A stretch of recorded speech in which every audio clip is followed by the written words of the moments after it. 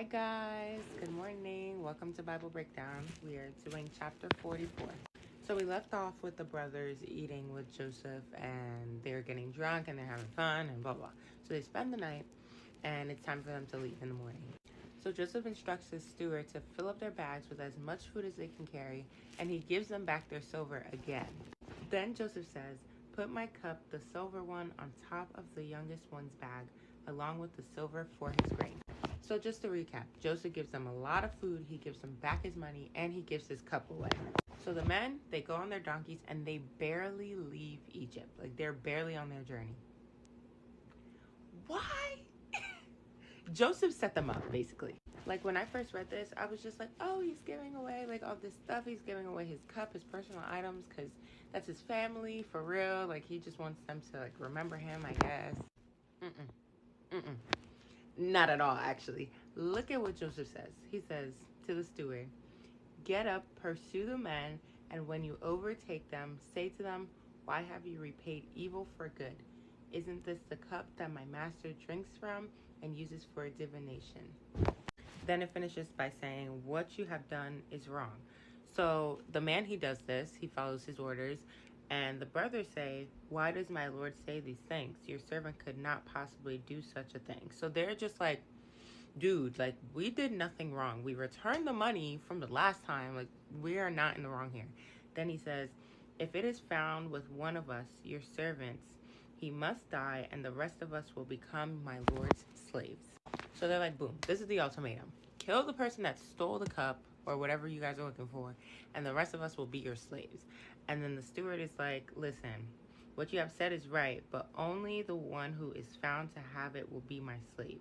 So it's like whoever stole the cup is the one that will be the slave, and everyone else can be free. So the steward, he opens everybody's bag from oldest to youngest, and of course he finds it in Benjamin's sack because Joseph framed him. He was like, "Put the cup in the youngest one's bag." He knew what he was doing. Then it says they tore their clothes and each one loaded his donkey and returned to the city. So they went back to Joseph to, deal with this whole mess.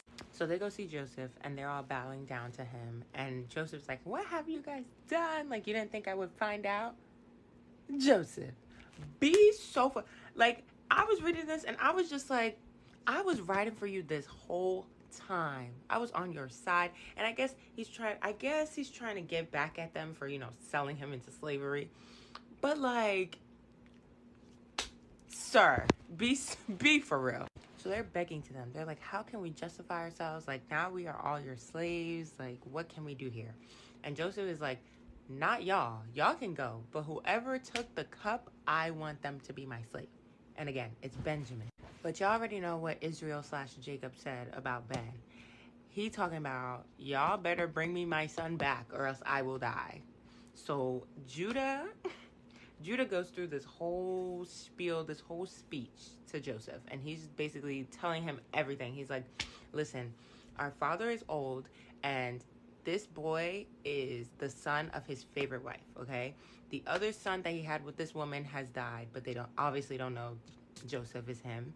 And they're like, we need to return him home." They're telling him they can't go home without their little brother. Like, their father will literally die. Like, he already told them, like, "I will be dead if he does not return to me." Then Judah says, "Now please let your servant remain here as my lord's slave in place of the boy." So they're trying to reason with him, be like, "Take anybody else, just let us take Benjamin home." And then the last line he says, "I cannot bear to see the grief that would overwhelm my father." And that's the end of chapter 44. We have 6 chapters left of Genesis, and then we're done. Genesis, it's crazy. But anyways, I love y'all. God loves y'all more, and have a great day.